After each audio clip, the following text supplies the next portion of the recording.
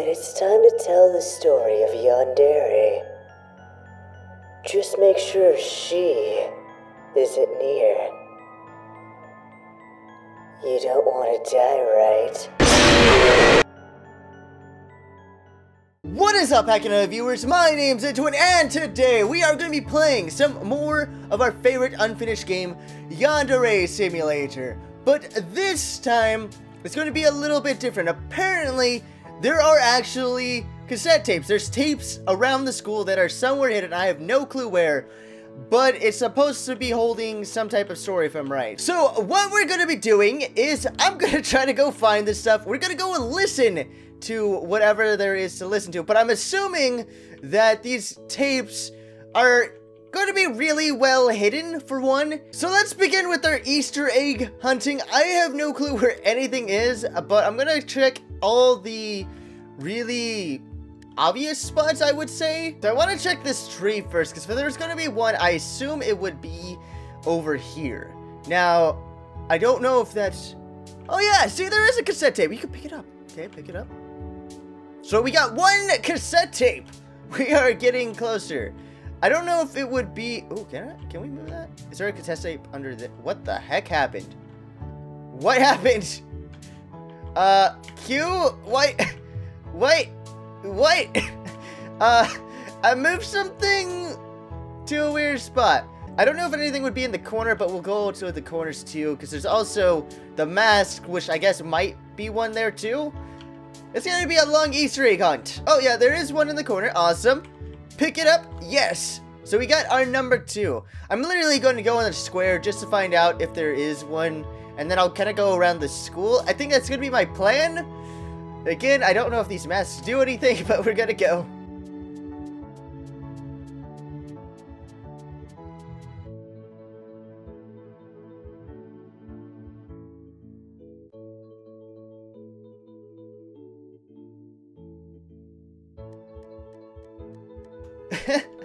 How easy those were.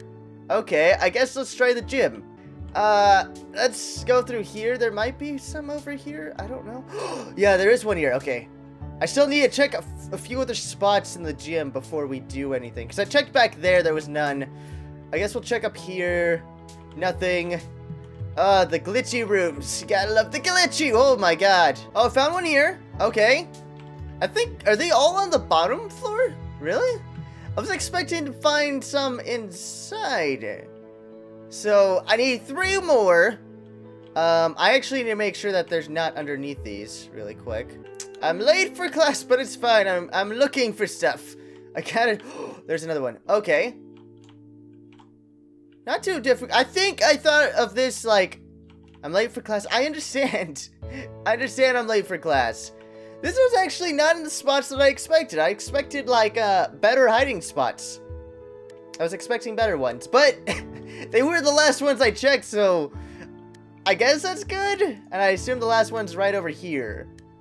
So, they're all pretty much easy to find. Well, there's one in there, but other than that, not many really hidden ones.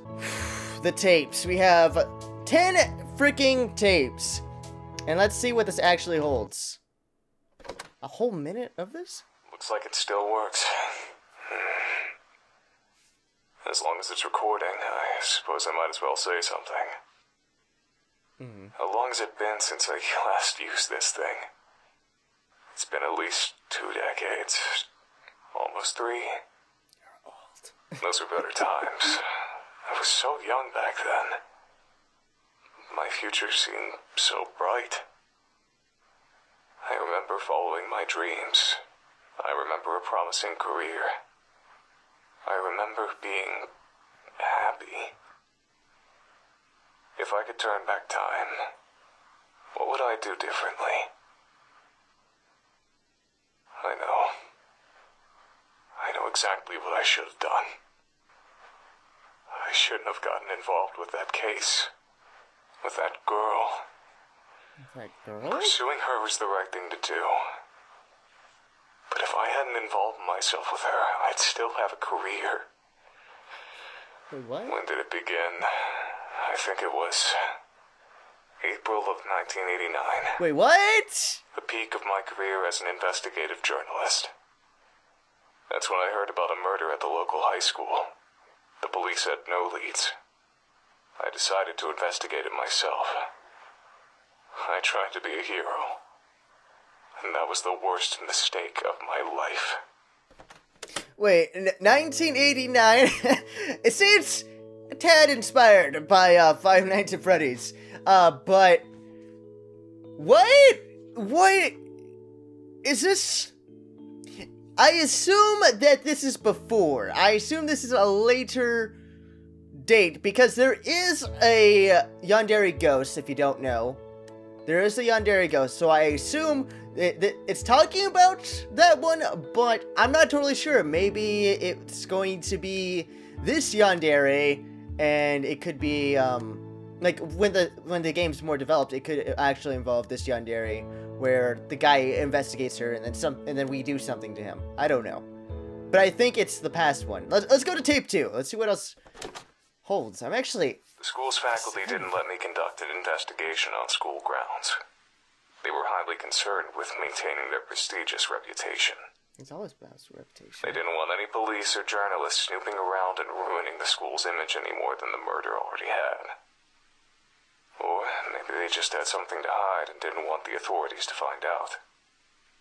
To this day, I still don't know how the school managed to convince the police that any crime that takes place on school grounds can only be investigated for 6 hours maximum. I heard a rumor that the school's headmaster bribes the police department to expedite their investigations as much as possible. There were a lot of unsavory rumors about the school's headmaster, but none of them proven to be true. Because I couldn't work around the school, I used to gather information by interviewing students outside of the school gate when they entered or left the school. It was at this point in time that I noticed a peculiar girl who was quite obviously stalking one of her seniors. I decided to keep my eye on her, and before long, I began to observe some disturbing behavior from her. Disturbing behavior. Stalking. Okay, this is getting a bit interesting. From the school gate, I witnessed the girl do more than just stalk an upperclassman. She stalked any girl who spoke to him. Through student interviews, I kept tabs on what happened to those girls. They became the victims of bullying, were expelled, and in some cases, stopped coming to school. I frequently saw the girl running with a mop and a bucket, as though she always had some sort of mess to clean up. That girl was using manipulation, intimidation, and sometimes even violence to sabotage the boy's love life. If she wasn't above that kind of behavior, the possibility of murder didn't seem too far off. I didn't want to believe that a schoolgirl would actually commit murder just to keep a boy single, but the evidence was staring me straight in the face. It's actually kind of funny. That's when I learned a crucial piece of information. The girl who was murdered at the beginning of the school year had a crush on the same boy that was being stalked. The final piece of the puzzle had fallen into place. I knew that I had found the culprit. I went to the police with my findings. Took a lot of talking, but I was eventually able to convince them to take the girl into custody. Wow. Wow. Okay. Okay. Oh, okay, let's go to number 4. It's actually really interesting. The idea of a murderous schoolgirl was scandalous enough to attract lots of attention. Word of her arrest quickly spread across the entire nation. The trial turned into a media circus. I became a celebrity practically overnight. I didn't want to be a public figure, but I did want my investigative skill to be recognized. I hoped that all the attention would boost my career. As it turns out, I was dead wrong. That manipulative little schoolgirl put on the best act I've ever seen. She cried non-stop, feigned ignorance at every opportunity, and had an excuse for every accusation leveled at her. The court fell in love with her, the media fell in love with her, the entire damn nation fell in love with her. She called me a dirty pervert who enjoyed leering at schoolgirls. She called me a fame-seeking yellow journalist. She claimed that I only accused her of murder for sensational headlines. The court bought every word of it. The day the judge declared her innocent, the entire country celebrated like it was a damn holiday. Oh god, if it's this Yandere, she did a good job. If it's the other Yandere, I assume it's like again. I think it's the older one.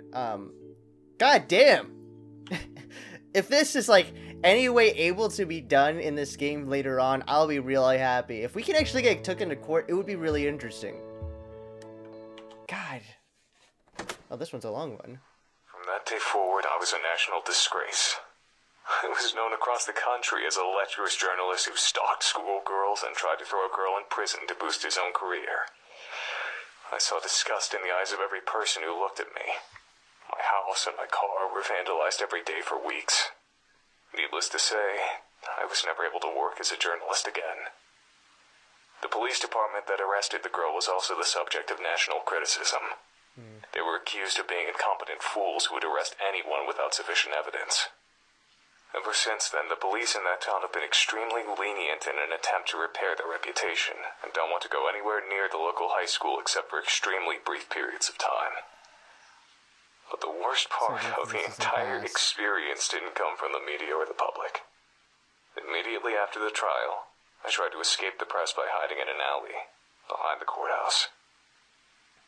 Only one person found me there. It wasn't a journalist or a reporter. It was the girl that had just been declared innocent. I'll never forget her face that day. She was smiling, but her eyes were blank, empty, soulless, like a doll's eyes. She looked like she didn't have a single ounce of humanity in her entire body. With that smiling face, she said to me, "It would be very easy to make your death look like a suicide. Don't ever cross me again." She turned around and left without another word. I'm surprised that he didn't get killed. Oh, God. This is good. This is really good. My life was a living hell for about a year, while the trial was still fresh in people's minds. Eventually, the hatred subsided, but it never truly died.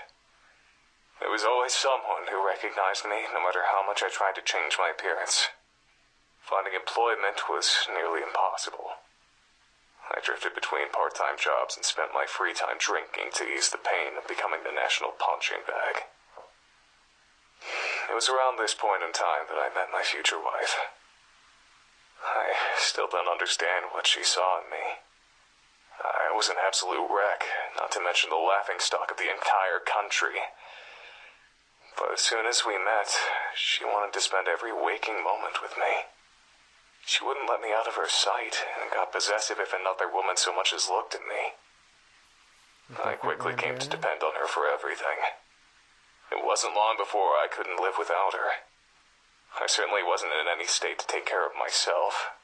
I was like an adult-sized baby, helpless and vulnerable. Who knows? Maybe that's what she was attracted to. Could actually. Maybe she just wanted to experience the sensation of owning a person. Maybe she wanted to keep a human pet. Maybe all she wanted was someone who she could emotionally depend on. Even after all these years, I don't understand why anyone would waste their time with a man like me. But none of that mattered. Despite all my flaws, she accepted me. And that's all I needed. We got married about 6 months after meeting each other. Marriage. I feel like this is going to turn to a very dark story within the last, like, 2 tapes. Or 3 tapes. My wife died while giving birth to our only child. It goes instantly dark. I still don't know how I possibly found the strength to keep going after I lost her. I was completely dependent on her for absolutely everything.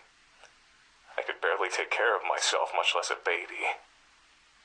Somehow, I managed to make it through those years. But even after all this time, I'm still a deadbeat drunk who can't hold down a job. It was very difficult to love my own infant daughter, knowing that my wife was dead because of her. I'm pretty sure I was a horrible father. She practically had to raise herself. And I never tried to spend much time with her, or learn about her interests. Even now, I don't don't think I know very much about her. I don't even know what kind of person she's turned into. I don't even know what her everyday life is like. I know that she spends all of her time on her computer. Oh. She bought it herself. Is it gonna be that one? She seems to have a lot of money for someone her age. I'm afraid to ask where it comes from. Sometimes she comes home with blood on her clothing. I can't tell if it's her blood or someone else's blood. I try to stay out of her business. It's partially out of respect for her privacy, but it's mostly out of fear. Okay, I am getting a little confused in this. Let's go to the next one then. I'll probably explain so much more. I've never told anyone about any of this. Never saw a shrink, never had any friends to confide in. I thought that it would be therapeutic to record my feelings, even if I'm only talking to an obsolete machine. But this hasn't calmed me down at all. The only thing to come out of this experience is that all of the anger and hate I've kept buried for the past 2 decades has risen back to the surface. I don't think I can go back to the way things were before. I don't think I can go back to wasting my time with crappy part-time jobs, drinking, and sitting on a couch feeling miserable. I don't want this to be my life. But I can't let myself die just yet either. Not until I see justice served. That girl from 1989. She's a grown woman by now, but she's never been punished for the sins of her youth. I can't go on living in a world where a monster like her walks around in public. I'm the only one who knows the truth about her, so I'm the only one who can bring her to justice. I still know how to track a person down. I still know how to learn a person's secrets. I still know how to dig up the truth. For the first time in decades, I feel like I have a purpose. I feel like I know what to do with my life. I'm going to deliver justice to that murderer. I'm going to die trying. This old antique was good for something after all.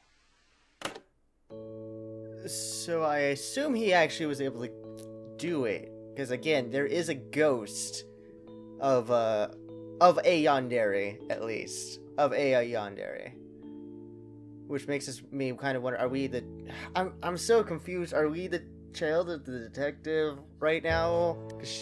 We come bloody, and I guess would we have money? I don't know. Let's just go to the next one before I. Oh, this is long. I found her. It wasn't hard. She never even moved out of her hometown. I've been following her around town for the past week. It's not that hard to follow someone without being spotted if you know the right tricks. The only difficult part is looking at her without being consumed with disgust. Thinking about what she got away with. Thinking about what she's responsible for. It almost makes me go blind with rage. Did she get senpai though? This whole week, I felt like something was wrong. Yesterday, I realized what it was. I'm surprised it took me so long to figure it out. She suddenly changed directions while walking, or linger in one place for seemingly no reason. I recognized that behavior. It's my own behavior. I know what she's doing. She's stalking someone. Is she still stalking senpai then? It didn't take me long to figure out who her prey was. A young woman just out of high school. I don't know what she's done wrong, but she's clearly marked for death. She'll be dead within a week if I don't do something. I want to warn her that a killer is stalking her, but I can't repeat the mistakes of the past. In order to convict this monster and send her to prison, I need firm evidence that she's a murderer. If I save this young woman's life, I won't have any evidence. So you're gonna let her die? I have to let her die. And I have to be there when it happens, filming her murder. It's the only way to get the evidence I need. The only way to make sure that justice is served. But is this really justice? Letting a woman die get this monster arrested, then there will only be more victims in the future. So, letting her commit murder one last time is the right thing to do. Just convincing yourself at that point. Isn't it? Okay. Like, why would... I don't get why she would be stalking someone again, though. Like, why would...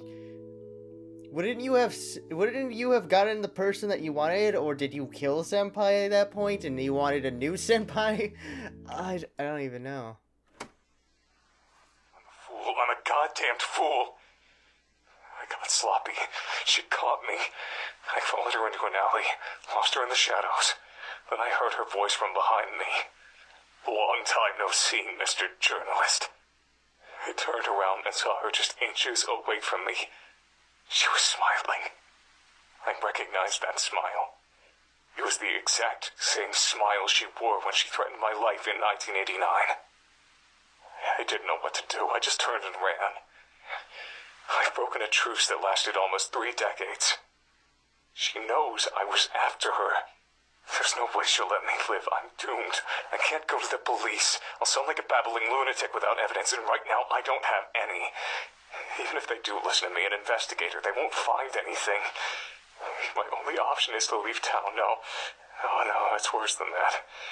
I have to leave Japan altogether. I searched for you, but I couldn't find you. I can't wait for you to come home. I have to leave immediately. I'm going to gather all of the recordings I've made so far and put them where I know you'll find them. That way, at least you'll know why your father disappeared so suddenly. I only hope that she doesn't try to get revenge on me by harming you. I don't know when I'll be back. I don't know if I'll be back. I don't know if she's willing to cross oceans to hunt her prey. If she is, I'll try to lure her into a trap, try to expose her true nature in front of the police. It's my only hope. I know you can take care of yourself. If I had more time, there's so many things I'd say to you, but I can't. Not now. Stay safe. I love you.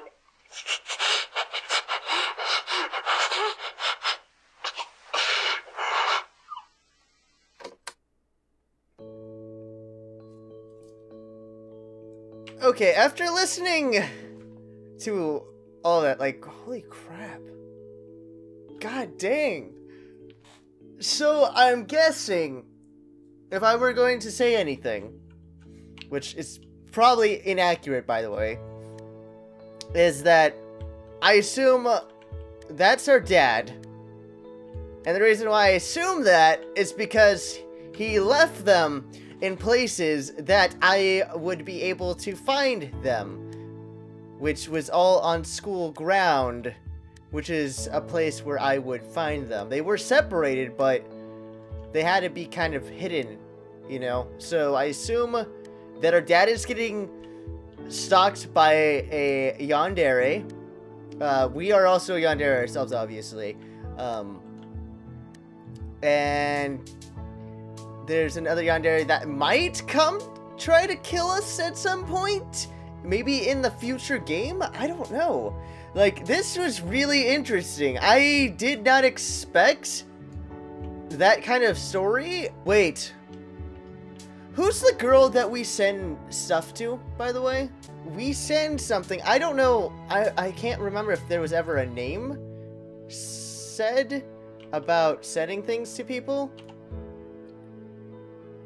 Because we're able to get certain tasks done if we request photos or request favors. Which I would assume the person that would be able to do this would be another Yandere, in a sense, because they have done it.